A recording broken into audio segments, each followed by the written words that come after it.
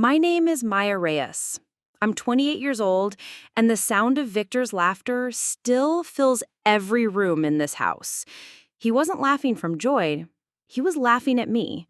Maya's just our unemployed stepdaughter, he told the neighbors, loud enough for me to hear through the kitchen window. She lives in her own little world. The overhead light flickered in the dining room. Ethan sat across from me, chest puffed with pride, describing his new job at Martinez Auto Parts. And there I sat, in my worn jeans and faded sweater, the stepdaughter who never mattered. Victor owned a construction company, 43 employees, 3 trucks, contracts across the county. He never let anyone forget it. But me? I was the family embarrassment, the girl who never grew up, the woman who, in his words, still played make-believe. I didn't argue, didn't defend myself. I just held my breath as the room swallowed his version of me, because correcting Victor never mattered.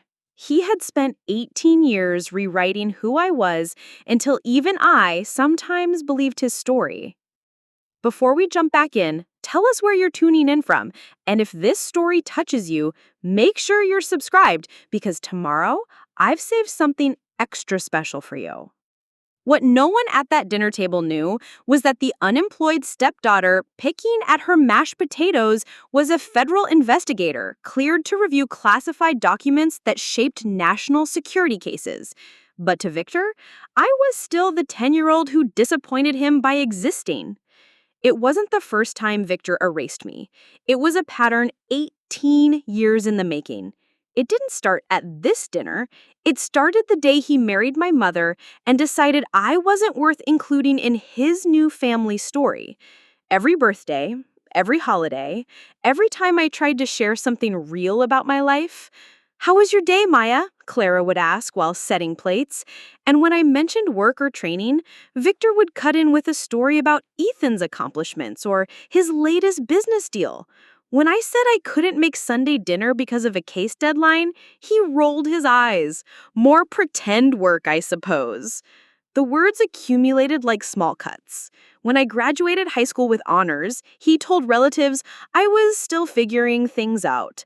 When I got into law school, he called it finally growing up, maybe. When I passed the bar, he told people I was still playing lawyer, still wasting time with books.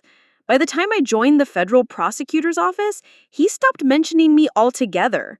At family gatherings, Ethan was the one with the real job, the steady paycheck, the future. And I was just Maya, still living at home, still apparently lost in fantasy. The truth was so much heavier than they could imagine. I'd spent 3 years building cases against human trafficking networks. I'd interviewed victims whose stories would haunt federal courtrooms for decades. I prepared evidence that led to convictions, to justice, to lives saved. By 26, I was handling sensitive investigations that required security clearances most lawyers would never see.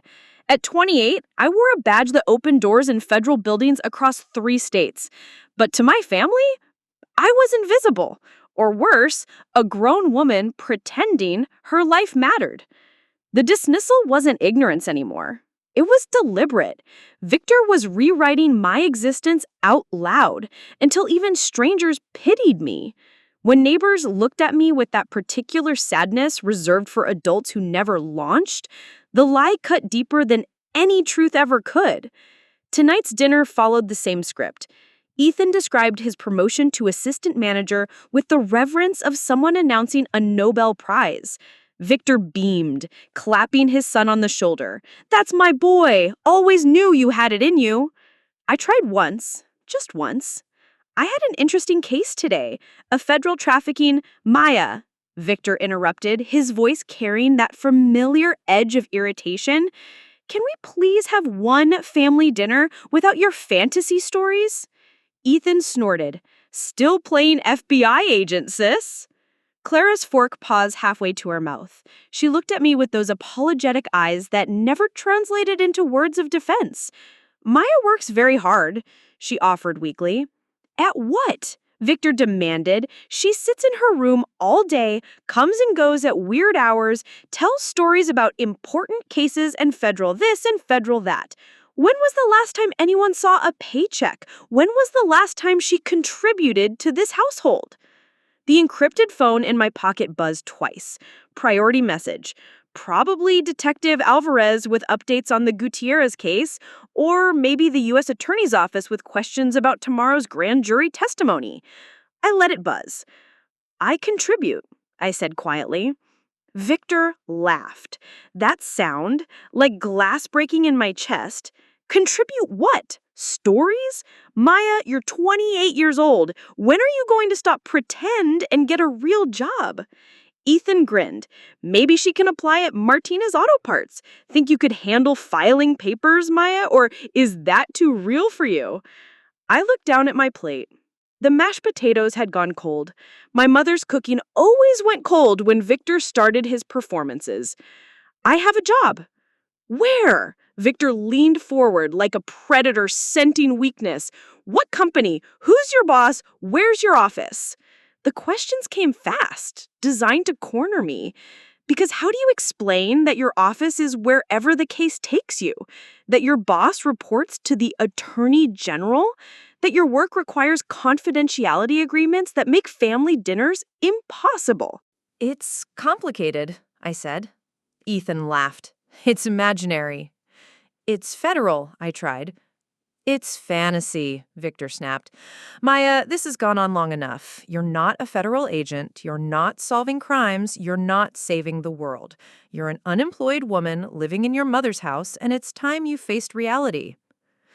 The room went quiet, except for the hum of the refrigerator and the distant sound of Mrs. Garcia's television through the thin walls. Clara's eyes darted between Victor and me like she was watching a tennis match where someone was about to get hurt. My phone buzzed again, this time with 3 rapid pulses. Emergency protocol. I needed to respond within the hour. I stood up. I have to go. Of course you do, Victor said. Run away again. Let me guess, the imaginary federal government needs you for an imaginary emergency? I kissed Clara's forehead. She smelled like the vanilla perfume she'd worn since I was little, back when she used to defend me, back before Victor taught her that peace was more important than truth. Maya, she whispered as I headed for the door. I turned back. The 3 of them sat there like a tableau of disappointment. Victor smugly satisfied, Ethan still grinning, Clara wringing her napkin into knots. I'll be back late, I said. No, you won't, Victor called after me, because there's nowhere to go. There's no important job waiting. There's just you driving around town pretending to be someone you're not. I closed the door behind me and stood on the front porch, breathing the evening air. Through the window, I could hear Victor's voice continuing his lecture, probably explaining to Clara and Ethan why enabling my delusions wasn't helping anyone. In my pocket, the phone buzzed again. I read the message. Agent Reyes, need you at the field office. Gutierrez case breaking tonight. High priority. I walked to my car, the sensible Honda that Victor always said looked like something a government employee would drive, though he meant it as an insult. Tonight, while they pictured me driving aimlessly around town, I would be coordinating with federal agents to execute warrants that would dismantle a trafficking operation spanning 4 states.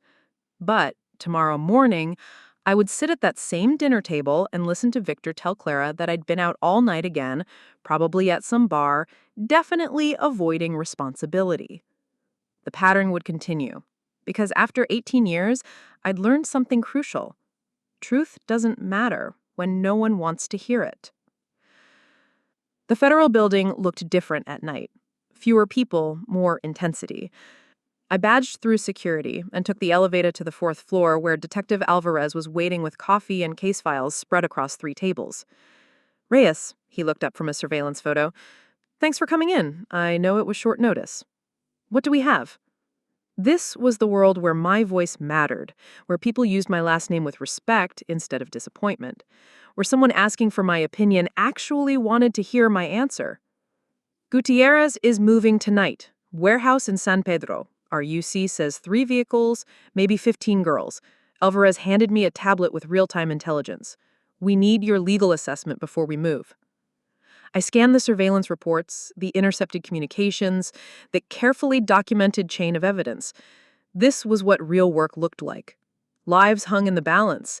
Decisions I made in the next 20 minutes would determine whether 15 girls went home to their families or disappeared forever into a system designed to break them.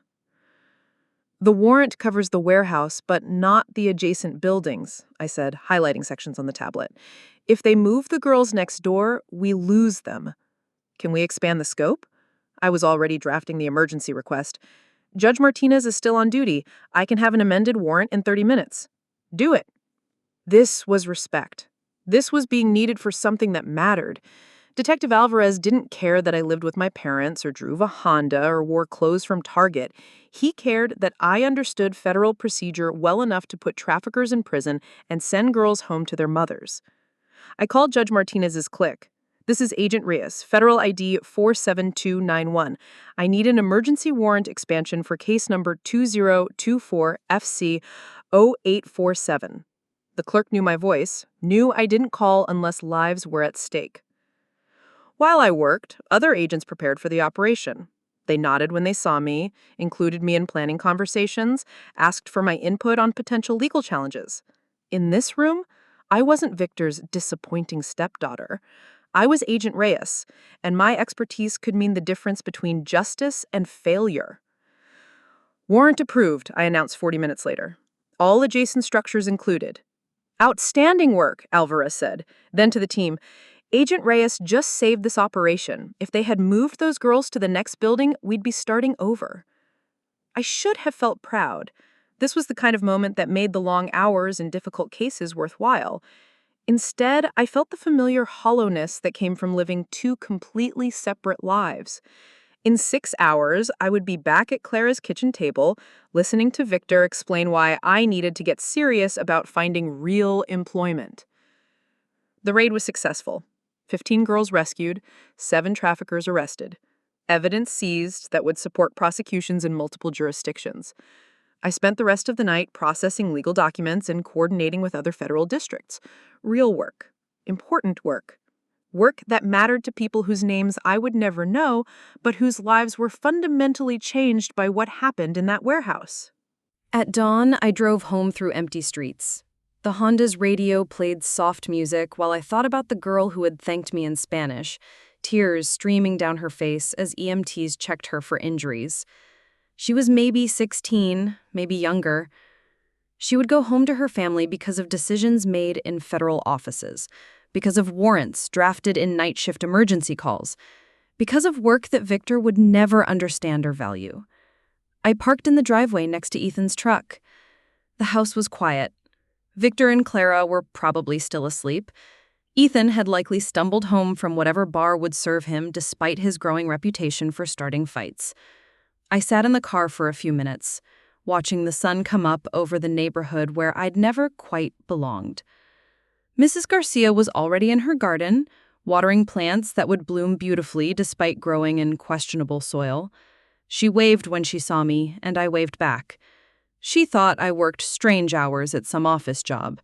It was easier than explaining that I sometimes saved lives before breakfast. My phone buzzed with a text from Clara. "Everything okay? Heard you come in late." I texted back, "Work ran long. See you at breakfast." Breakfast meant sitting at the kitchen table while Victor read me statistics about unemployment rates for women my age. It meant listening to Ethan describe his hangover as if it were a badge of honor. It meant pretending that my night hadn't mattered, that I hadn't been part of something larger than Victor's small world could contain. I walked into the house and hung my keys on the hook by the door. The keys to a life that Victor insisted didn't exist. The keys to offices where people treated me like a professional instead of a disappointment. The keys to a world where my voice carried weight and my decisions had consequences that rippled far beyond family dinner conversations. In my room, I changed out of the clothes I'd worn to coordinate a federal operation and into pajamas that would help maintain the fiction that I'd been nowhere important, doing nothing that mattered. I set my phone to silent, though encrypted messages would continue arriving throughout the morning. Updates on the arrested traffickers, questions about evidence protocols, coordination requests from other districts where similar operations were planned. The federal government would function perfectly well without Maya Reyes for a few hours. But Maya Reyes, the unemployed stepdaughter who lived in fantasy, would need to be fully present for breakfast. Because in Victor's house, that was the only version of me that was allowed to exist. I lay in bed listening to the house wake up around me. Clara's footsteps in the hallway, the shower running, the coffee maker gurgling to life. Soon, Victor would be holding court at the kitchen table, and the performance would begin again. He would ask what I'd done the night before, and I would give him an answer that satisfied his need to be disappointed in me. The girl from the warehouse would wake up in a safe place, probably confused, definitely traumatized, but alive and free. She would never know Agent Reyes's name, would never understand the legal complexities that made her rescue possible, but she would go home to her family because of work that happened in the shadows of Victor's awareness. That was the trade I made every morning. Truth for peace. Reality for family. The person I actually was for the person they needed me to be. My phone vibrated one more time. A message from Alvarez. Excellent work tonight. Couldn't have done it without you. I smiled in the darkness of my childhood bedroom, surrounded by furniture that hadn't changed since I was 16. Someone valued my work. Someone recognized my contribution. Someone saw me as essential instead of embarrassing. It would have to be enough to carry me through breakfast. The phone call came at 7 in the morning, while I was still in bed trying to convince myself that facing another family breakfast was worth the emotional energy. Clara's voice was tight with the particular anxiety that meant Ethan had done something stupid again. Maya, honey, can you come downstairs? There's been an incident. I found them in the living room. Clara wringing her hands by the window, Victor pacing like a caged animal, and Ethan slouched in the recliner with a black eye and scraped knuckles. The coffee table held evidence of the night's disaster, a crumpled police citation, Ethan's wallet with its contents scattered, and car keys that belonged to a vehicle that was apparently no longer drivable. "Tell her," Victor commanded. Ethan couldn't meet my eyes. Got into a fight at Murphy's bar, things got out of hand. And Victor's voice carried the edge it always had when Ethan's messes threatened the family reputation. And I might have been drinking and driving. The words came out in a rush, like confession could minimize the consequences. I looked at the citation: DUI, reckless driving, assault, property damage. The kind of charges that led to jail time, not just fines and community service. Anyone hurt? I asked. Some guy's truck got banged up pretty good, and maybe his face, Ethan admitted. Victor stopped pacing. Maya, you need to handle this. The words hung in the air like a familiar song I was sick of hearing. For 10 years, Maya needs to handle this had been Victor's solution to every problem Ethan created. When Ethan got suspended from high school for fighting, Maya handled it by meeting with administrators and negotiating alternative punishment. When Ethan crashed his first car while drunk at 19, Maya handled it by coordinating with insurance companies and arranging payment plans. When Ethan lost 3 jobs for showing up hungover, Maya handled it by calling in favors and writing reference letters. I was tired of handling it. Handle it how? I asked. You know people, Victor said impatiently. You're always talking about lawyers and courts and federal this and that. Use your connections. My connections? Call whoever you know. Get the charges reduced. Make this go away. Victor's voice carried the assumption that this conversation was over, that I would simply solve the problem as I always had. I looked around the room.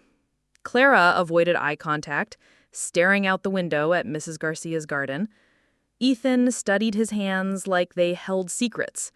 Victor waited with the patient confidence of someone who had never been told no. I can't make this go away, I said quietly. Preparing and narrating this story took us a lot of time, so if you're enjoying it, subscribe to our channel. It means a lot to us. Now, back to the story. Victor's expression shifted. What do you mean you can't? I mean I won't. Ethan drove drunk and hurt someone.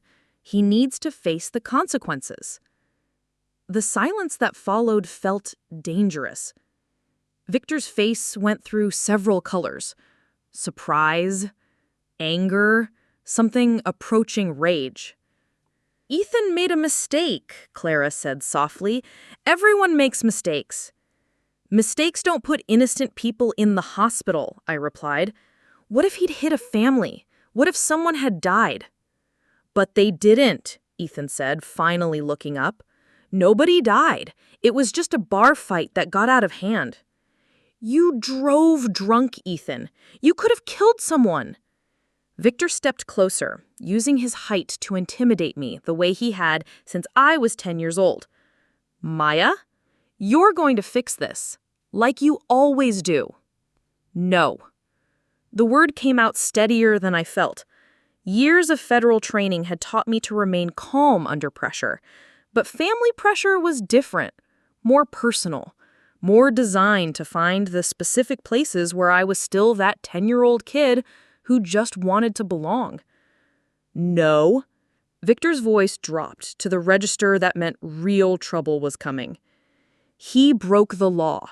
He hurt someone. I'm not going to help him avoid the consequences." Ethan stood up from the recliner, his black eye making him look younger and more pathetic than his 26 years. "Maya, come on. You've always helped before. Why are you being like this?"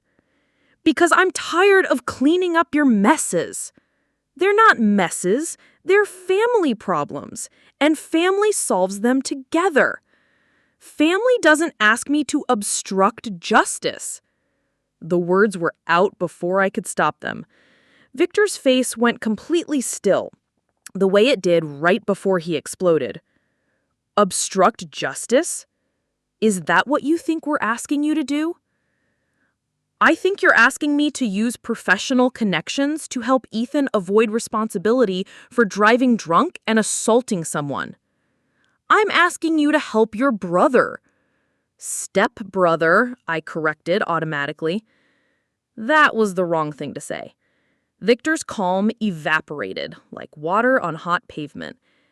"After everything this family has done for you," he said, his voice rising, "after 18 years of putting a roof over your head, food on your table, clothes on your back, this is how you repay us? By abandoning family when we need you most?"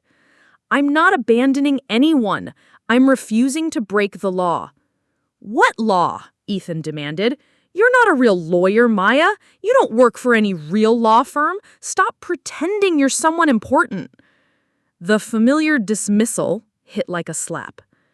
Even when they needed my help, they couldn't resist diminishing who I was. "I am a lawyer," I said quietly. Victor laughed. That sound again. "You're unemployed, Maya. You live in our house, eat our food, contribute nothing to this family. The least you can do is help when we ask." "I contribute plenty." "Contribute what? Stories about imaginary cases? Fantasies about federal investigations?"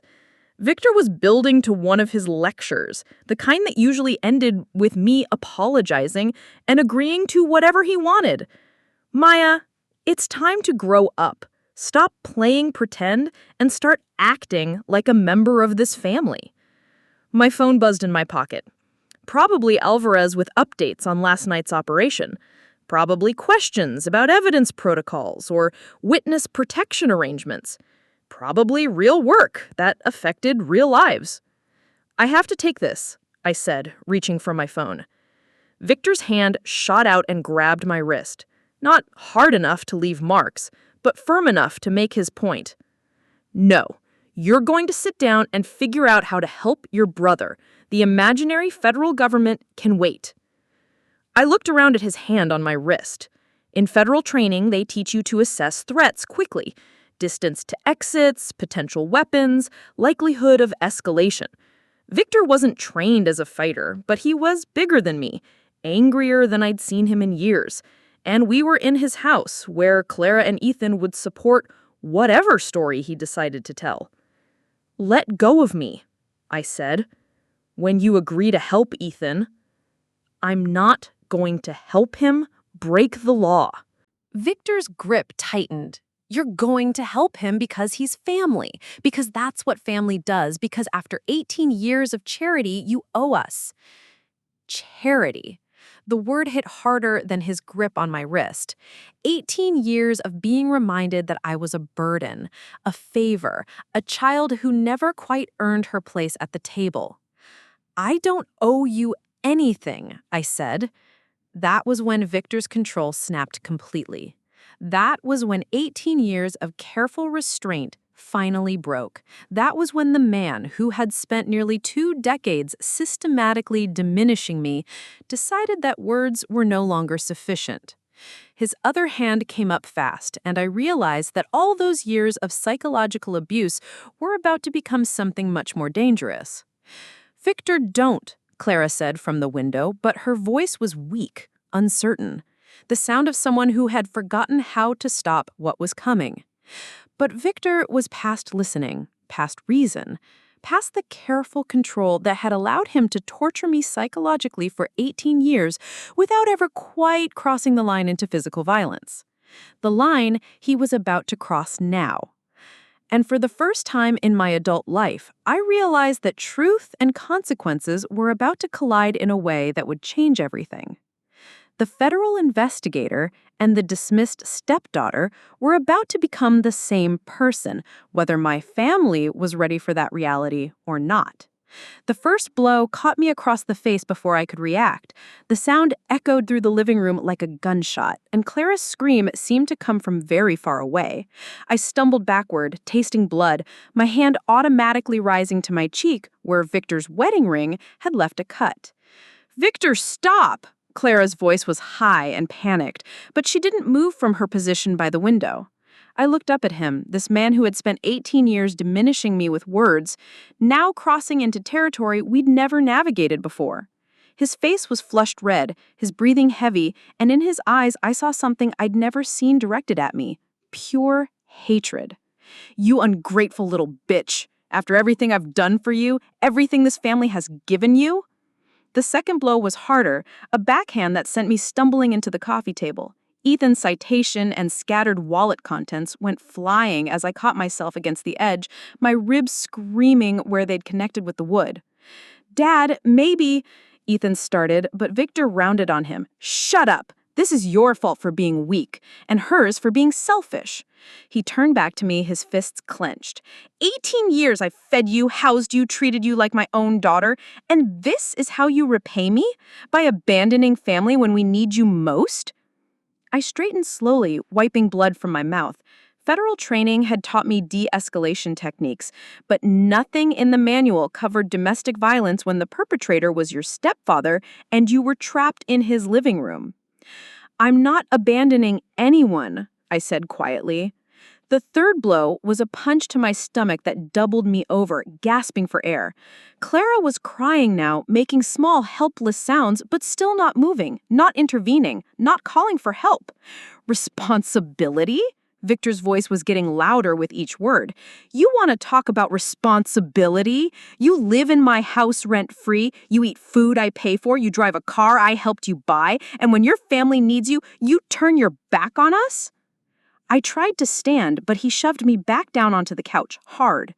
"You think you're better than us, walking around with your nose in the air, pretending to be some kind of professional.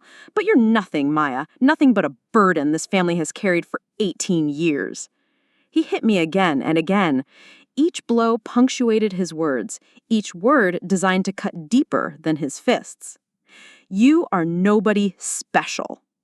Clara's crying grew louder, but she remained frozen by the window, her hands pressed to her mouth.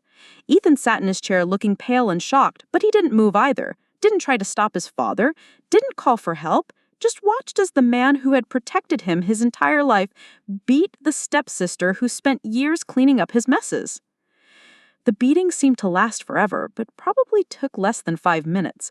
When Victor finally stepped back, breathing hard, I was curled on the floor beside the couch, my face swollen, my ribs aching, my lips split and bleeding onto Clara's carpet. "Get up," Victor commanded. I didn't move. I said, "Get up." Slowly, carefully, I pulled myself to my feet. Everything hurt. My face throbbed where he had hit me. My ribs felt like they might be cracked. But worse than the physical pain was the familiar sensation of being erased, being made small, being reminded of my place in the family hierarchy.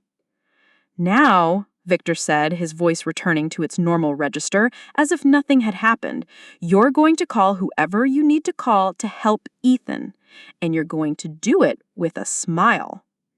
I looked at him through swollen eyes, at Clara, still crying by the window but making no move to help me, at Ethan studying his hands as if they were fascinating works of art. This was my family.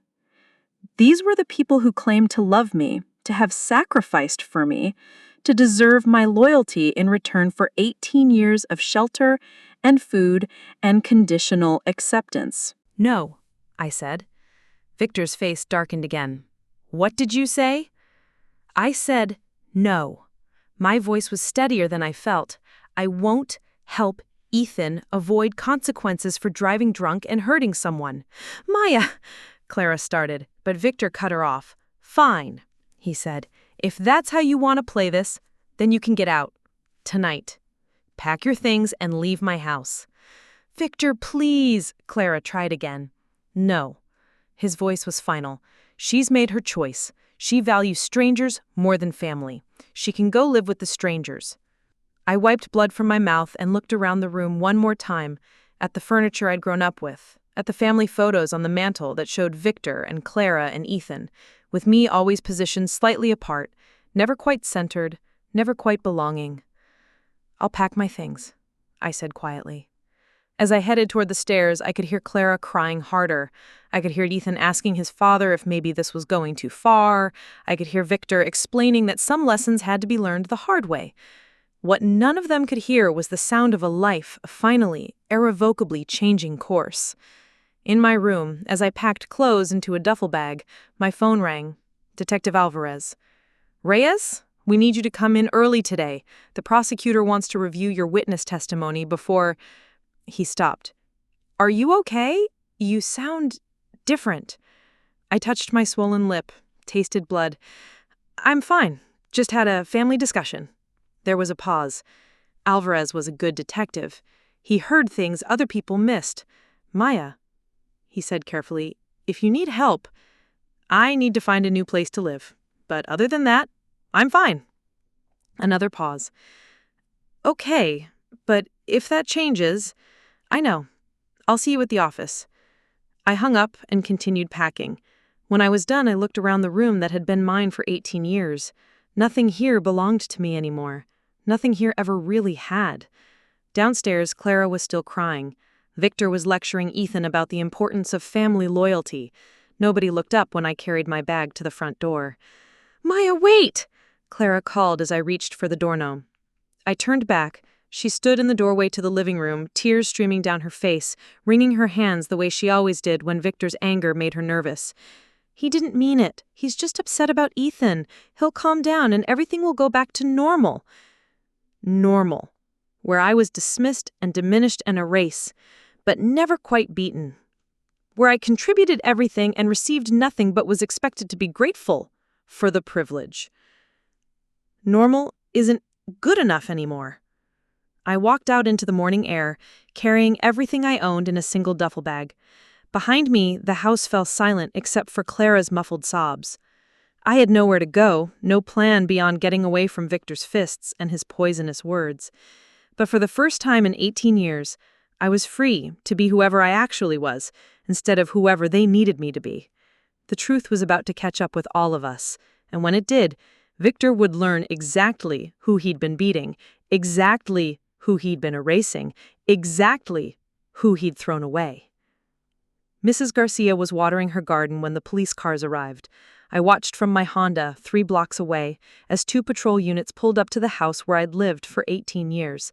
Blue and red lights reflected off the windows of houses where neighbors pressed their faces to glass, hungry for drama that would fuel conversations for months. I hadn't called them, but apparently someone had heard Victor shouting, Clara screaming, the sounds of furniture being knocked over. In our neighborhood, domestic violence calls weren't uncommon, but they were always talked about. My phone had been ringing all morning, Clara mostly, with increasingly frantic voicemails. A few from Ethan, Nothing from Victor, who probably assumed I was driving around town with nowhere to go, no one to turn to, ready to come home apologetic and compliant. He was wrong about that. About everything. I watched Officer Martinez approach the front door, his partner hanging back near the car. Standard protocol for domestic calls. I recognized Martinez from community policing events, back when I thought being involved in neighborhood activities might help me fit in somewhere. The conversation at the door was animated. I could see Victor gesturing, his body language confident and dismissive. Clara stood behind him, still wearing the clothes from this morning, her face red and puffy from crying. Ethan was nowhere visible, probably hiding in his room the way he always did when consequences started approaching. My phone rang. Detective Alvarez. "Where are you? You missed the morning briefing." I touched my swollen lip, still tasting blood. "I had a family emergency." "What kind of emergency? You sound—" He paused. "Maya, are you okay?" Through my windshield, I watched Officer Martinez step inside the house.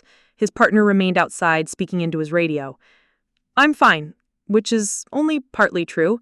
My ribs ached where they'd hit the coffee table. My face was swollen, my lip was split. But I was alive, and I was free. And that felt like fine enough for now. "You don't sound fine. You sound like someone with facial injuries trying to talk normally." This was why Alvarez was a good detective, and why lying to him was pointless. "My stepfather hit me," I said. "Multiple times. I left the house." Silence on the other end. Then, "Where are you now?" Watching the police interview him. "Maya, you need to file a report." "I know." "No, I mean right now, today, before he has time to construct a narrative that makes you the problem." I watched Officer Martinez emerge from the house, shaking hands with Victor like they'd just concluded pleasant business. Clara remained in the doorway, wringing her hands. The whole interaction looked friendly, routine, nothing more serious than a noise complaint. "He's already constructing the narrative," I said. "Look at them. They're practically best friends. Then you need to get down here and tell your side before his version becomes the official record." Martinez was walking back to his car. In a few minutes, the police would be gone, and Victor would be free to spend the rest of the day explaining to neighbors that I'd had some kind of breakdown, that the family had tried to help, but I'd become violent and unstable.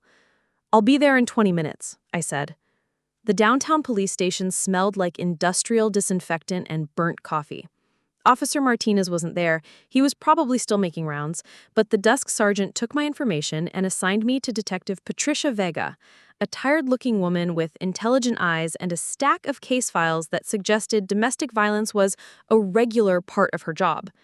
"Tell me what happened," she said, setting up a digital recorder. I told her. All of it. The argument about Ethan's DUI, Vector's demand that I fix it, his escalating anger when I refused, the beating that followed. Detective Vega took notes and asked clarifying questions that suggested she'd heard similar stories many times before. "Any witnesses?" "My mother and stepbrother were both in the room." "Will they corroborate your account?" I thought about Clara frozen by the window, too paralyzed by fear to intervene. About Ethan watching his father beat me without lifting a finger to help. "Probably not," I said. "Any physical evidence? Photos of injuries?" I'd taken pictures of my face with my phone after leaving the house. The split lip, the bruising around my left eye, the cut on my cheek where Victor's ring had connected. Detective Vega reviewed them with professional detachment. "These are consistent with your account, but Mr. Reyes will likely claim self-defense or that you were the aggressor." "Of course he will."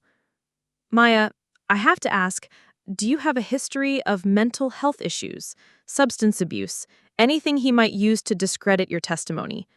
"No. I'm a federal employee with security clearance. I've never been arrested, never been hospitalized for psychiatric reasons, never failed a drug test." Detective Vega looked up from her notes. "Federal employee?" "Yes." "What agency?" "I work with the U.S. Attorney's Office on federal cases, mostly human trafficking and organized crime." Her expression changed slightly. Federal employees were considered more credible witnesses than unemployed adults living with family members. It was unfair, but practical. Can you provide verification of employment? I gave her Detective Alvarez's contact information and my federal ID number. She made notes and promised to follow up. Mr. Reyes told Officer Martinez that you've been having psychological problems, that you've been unemployed for years, living in fantasy, making up stories about having an important job. He said this morning's incident was the result of you becoming violent when confronted about your delusions. Victor's version, perfectly crafted to make me sound unstable and unreliable. The unemployed stepdaughter having a breakdown when forced to face reality about her imaginary career. That's not what happened. I believe you, Detective Vega said, but convincing a jury might be challenging if your family members support his account. What happens now? I'll investigate, interview witnesses, review evidence, consult with the prosecutor's office. If there's sufficient evidence, we'll file charges. And if there isn't, then it becomes a he said, she said situation that probably doesn't go anywhere. I thanked her and left my contact information. In the parking lot, I sat in my Honda and tried to figure out what came next. I had enough money saved to rent an apartment, enough professional credibility to verify my employment, enough evidence to prove Victor had hit me. But I also had a family that would close ranks against me, a stepfather who was skilled at manipulating narratives, and a justice system that historically favored men who claimed their victims were unstable. My phone buzzed with another voicemail from Clara. I didn't listen to it. Instead, I drove to a hotel near the federal building and checked in for 3 nights. Long enough to figure out a more permanent plan. In the hotel room, I looked at myself in the bathroom mirror. My face was worse than this morning. The bruising more pronounced, the swelling more obvious. I looked like exactly what I was, a woman who had been beaten by someone stronger. But I also looked like something else, something Victor hadn't counted on when he decided words weren't sufficient anymore. I looked like someone who finally had nothing left to lose. 3 weeks later, I sat in the Riverside County Courthouse wearing a navy suit that made me look professional, but not intimidating. My injuries healed enough that makeup could hide most of the remaining bruises. The prosecution had decided to move forward with assault charges against Victor, despite the challenges Detective Vega had warned me about. Victor arrived with his attorney, a well-dressed man named Richard Castillo, who specialized in defending prominent community members accused of domestic violence. Victor wore his best suit, and the expression of wounded dignity he'd perfected over the years, the look of a good man being persecuted by an unstable family member. Clara sat in the gallery behind him, her hands folded in her lap, her eyes red-rimmed but dry. She'd aged 10 years in 3 weeks. Ethan sat beside her, fidgeting with his phone, occasionally shooting glances in my direction that I couldn't read. The courtroom was mostly empty, except for a few court reporters, a victim's advocate who'd been assigned to my case, and Mrs. Garcia, who'd somehow learned about the trial and decided to attend. She gave me an encouraging smile when I looked back, and I felt grateful for at least one person who believed I deserved support. Judge Harriet Cole presided, a stern-looking woman in her 50s with silver hair and intelligent eyes that missed nothing. I'd researched her background. 15 years on the bench, known for taking domestic violence cases seriously, not easily swayed by charm or manipulation. The people of California versus Victor Reyes, charge of assault in the domestic violence context. Prosecutor Sarah Kim presented the case efficiently. She introduced the photos of my injuries, Detective Vega's report, medical documentation from the urgent care clinic where I'd been treated. She played the 911 call from Mrs. Garcia, who'd heard shouting and sounds of violence from next door. Then it was Castillo's turn to present Victor's defense. Ladies and gentlemen, this case isn't about domestic violence. It's about a troubled young woman who became violent when her family finally confronted her about years of delusional behavior. He painted a picture of me that was painfully familiar. The unemployed stepdaughter living rent-free in Victor's house, making up elaborate fantasies about having an important government job, becoming increasingly unstable when asked to contribute to the family or face reality about her situation. Maya Reyes has spent years telling increasingly elaborate lies about her employment, Castillo continued. She claims to work for the federal government, to be involved in high-level investigations, to have security clearance, but there's no evidence she's ever held meaningful employment. No pay stubs, no benefits, no colleagues who can verify her claims. I watched the jury as he spoke. 12 people who would decide whether Victor was an abusive stepfather or a long-suffering man pushed too far by a disturbed family member. Some looked skeptical of Castillo's claims. Others seemed sympathetic to the narrative of a family dealing with a mentally ill relative. Victor took the stand first, presenting himself as the patient stepfather who'd tried everything to help his troubled stepdaughter.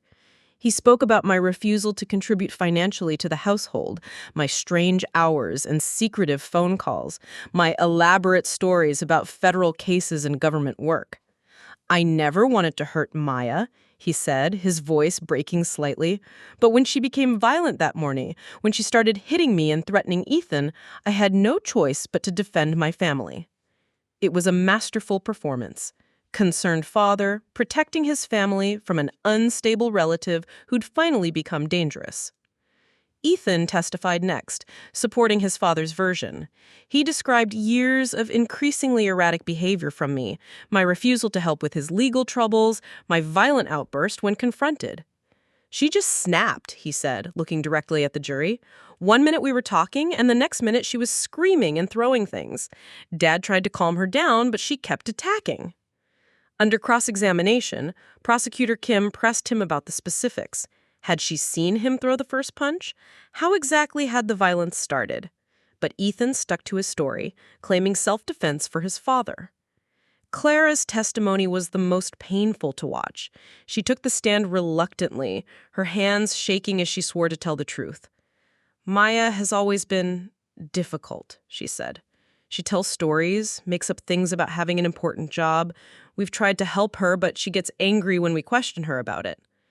"Did you see the physical altercation?" Kim asked. "I saw there was shouting and pushing. It happened so fast." "Who threw the first punch?" Clara's eyes darted to Victor, then back to her lap. I'm not sure. Everything was very confused." She couldn't say I'd started it, but she couldn't say Victor had either. Her testimony left the jury with the impression of a family in crisis, with violence erupting from unclear origins. The defense rested without calling any character witnesses for me, without presenting evidence of my actual employment, without acknowledging that there might be more to my life than Victor's narrative suggested. When court recessed for lunch, I sat on a bench outside the courthouse, wondering if this would how it would end. Victor's version of reality becoming the official record, his years of psychological abuse validated by a legal system that couldn't see past his careful construction of my character. My victim's advocate, a kind woman named Patricia Santos, sat beside me. "The jury looks confused," she said. "That's not necessarily bad for us." It feels bad. Judge Cole keeps looking at you like she recognizes you from somewhere. That might be significant. I looked up at her. "What do you mean?"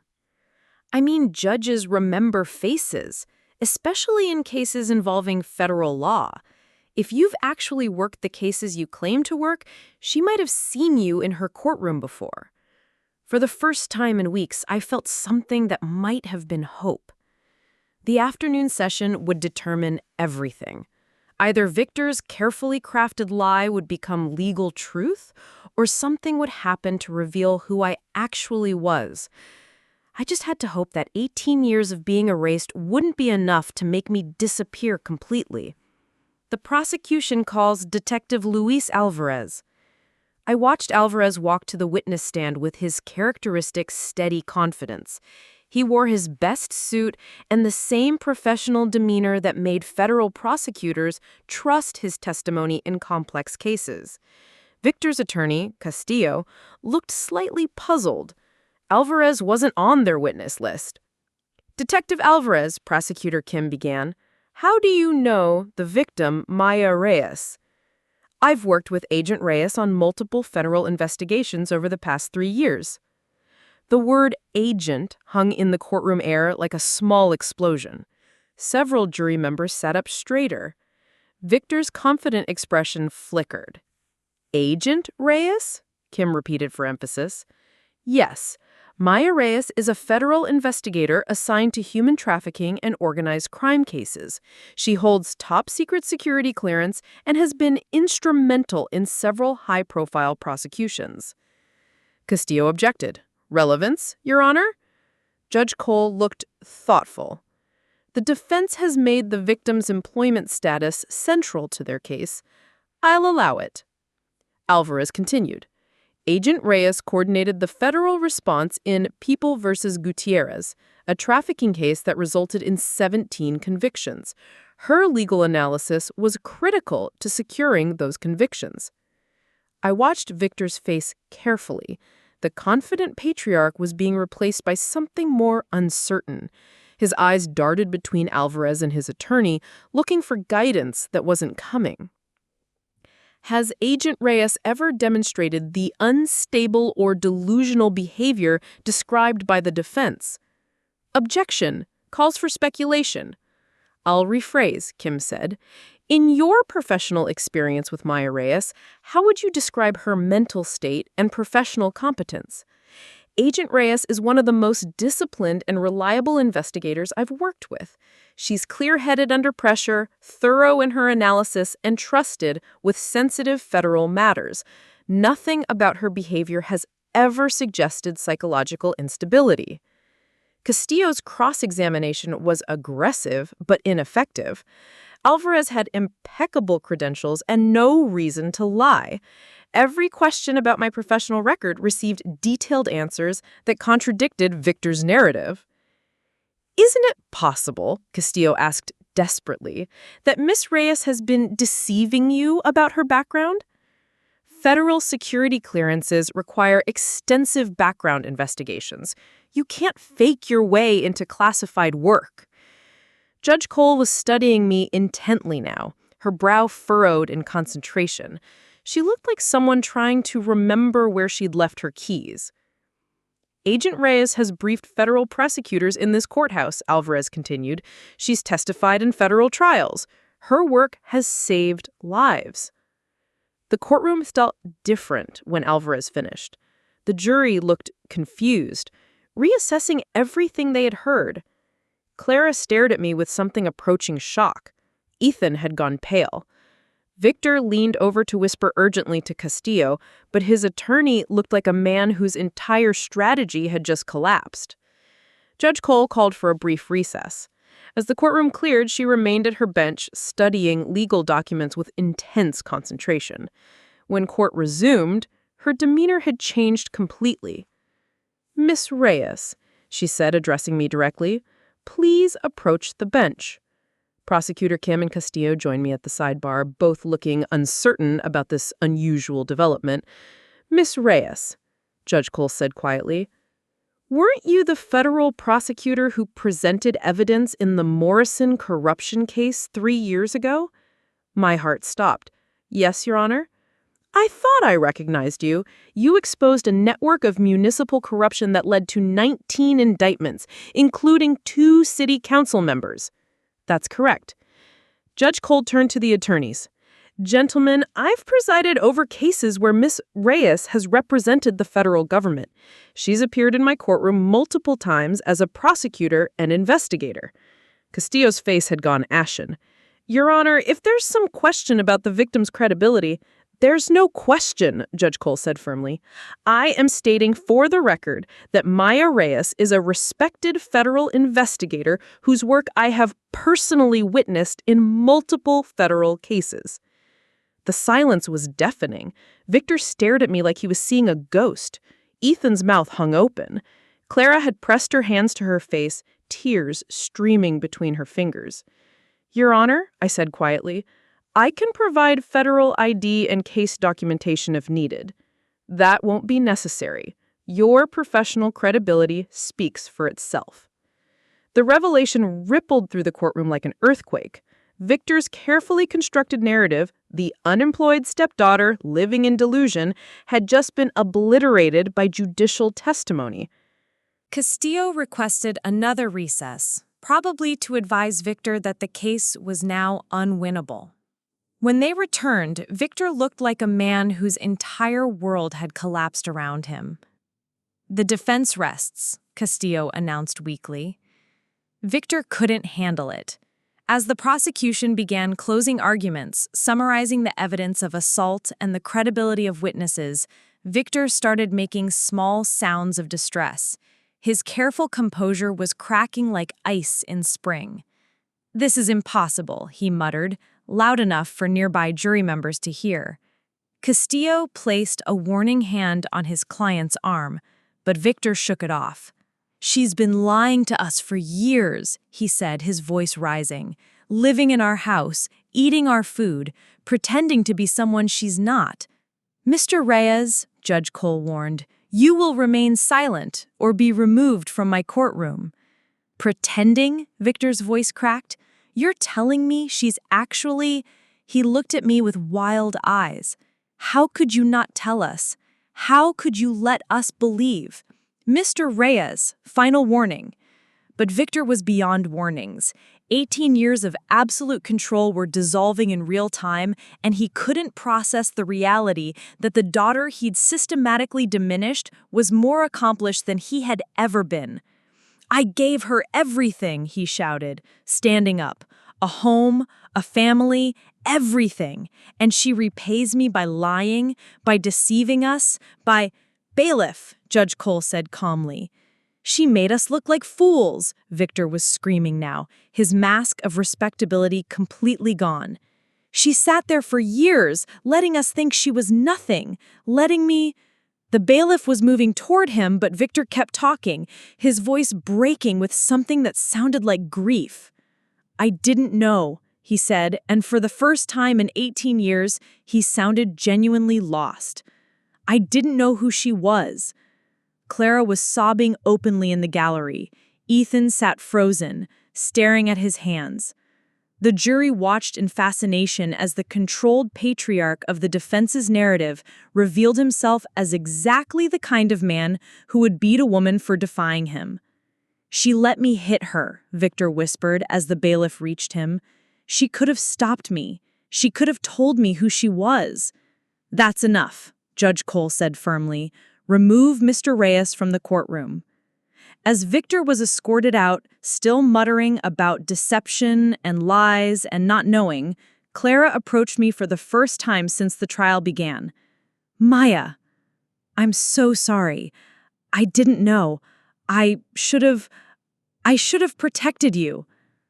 I looked at this woman who'd raised me, who'd loved me, but never quite enough to stand up to her husband, who'd spent 18 years watching me be erased without finding the courage to speak up. "I know, Mama. I know you're sorry." The jury deliberated for less than an hour. Guilty on all counts. Victor's world had collapsed completely, but mine was just beginning to make sense. Judge Cole sentenced Victor to 18 months in county jail and 3 years probation. As the bailiff led him away in handcuffs, he looked back at me one final time. The hatred was gone from his eyes, replaced by something more complicated.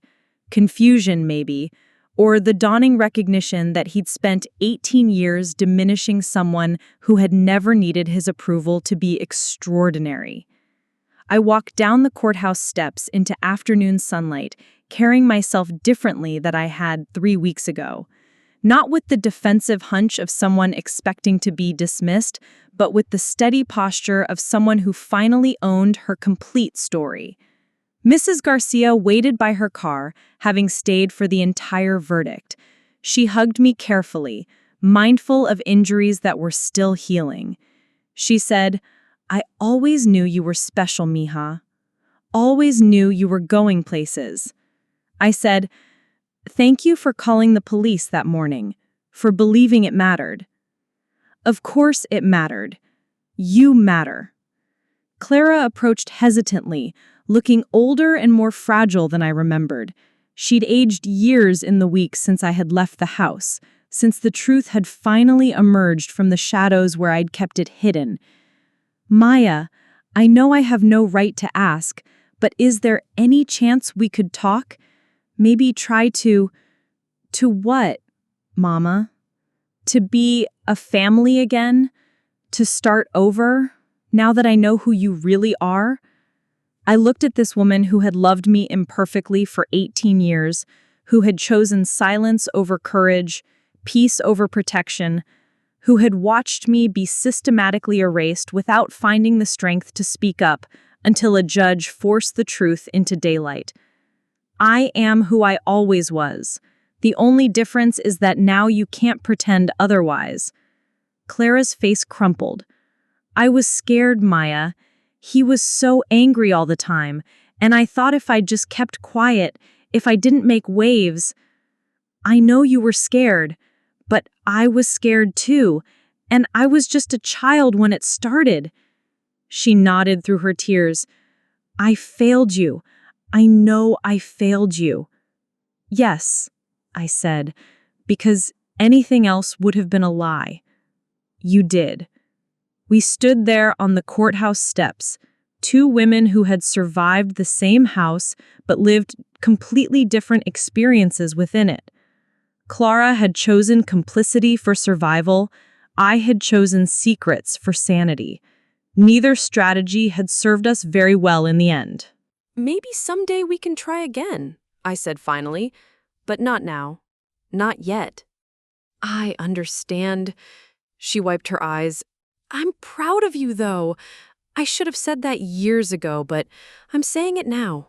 I'm proud of who you became despite everything. Despite.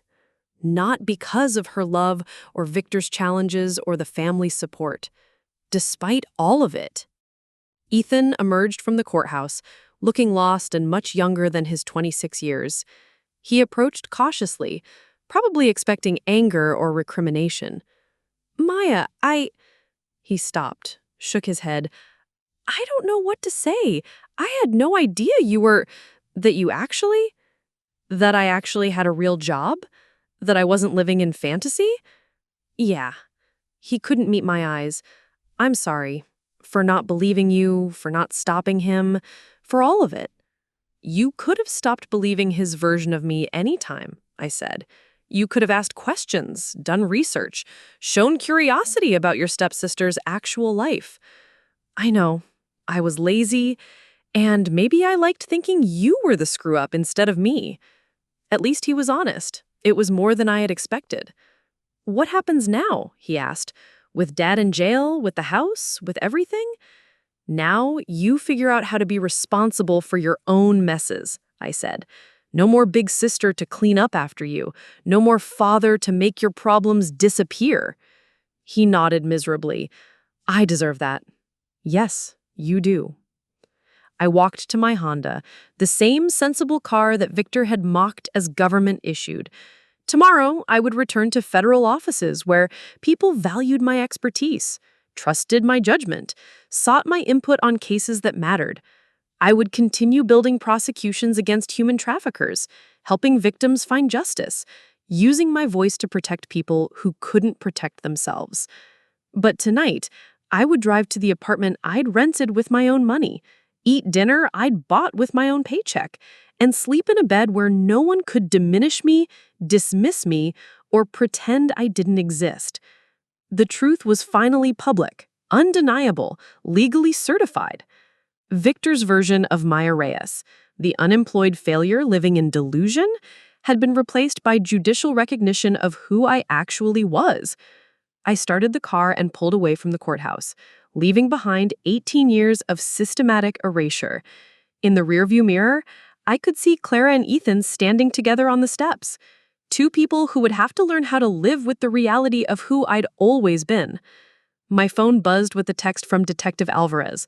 Heard about the verdict. Proud of you. See you Monday for the briefing.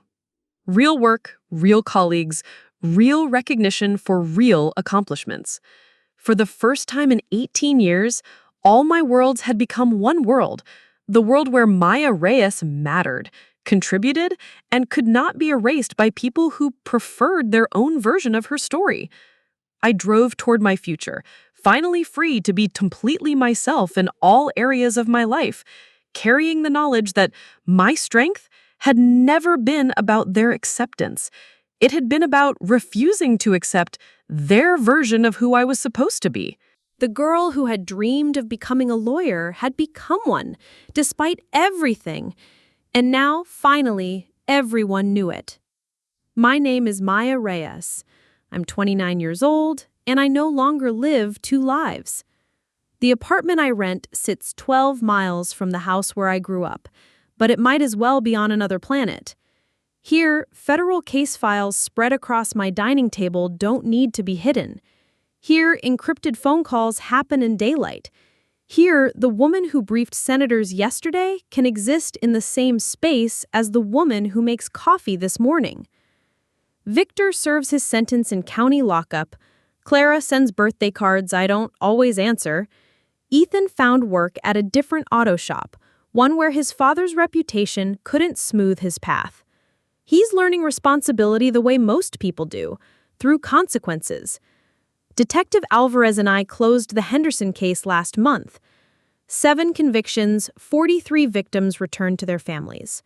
Judge Cole presided over the federal trial, nodding approvingly when I presented evidence with the confidence of someone who finally owns her complete story. Mrs. Garcia still waves when I visit the old neighborhood.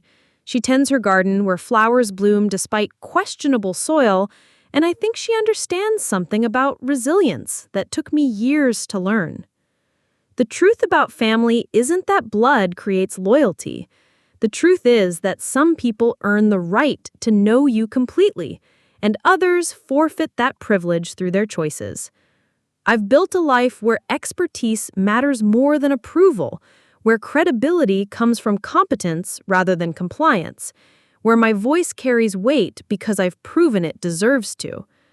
The federal building where I work looks the same at night as it did 6 months ago. The same urgent cases, the same encrypted messages, the same lives hanging in balance. But I walk those halls differently now, not as someone escaping from erasure, but as someone who survived it intact. My strength was never about Victor's recognition or Clara's protection or Ethan's respect. My strength was about refusing to shrink into their version of who I should be, even when shrinking felt safer than standing tall. Especially then. Some battles are fought in courtrooms.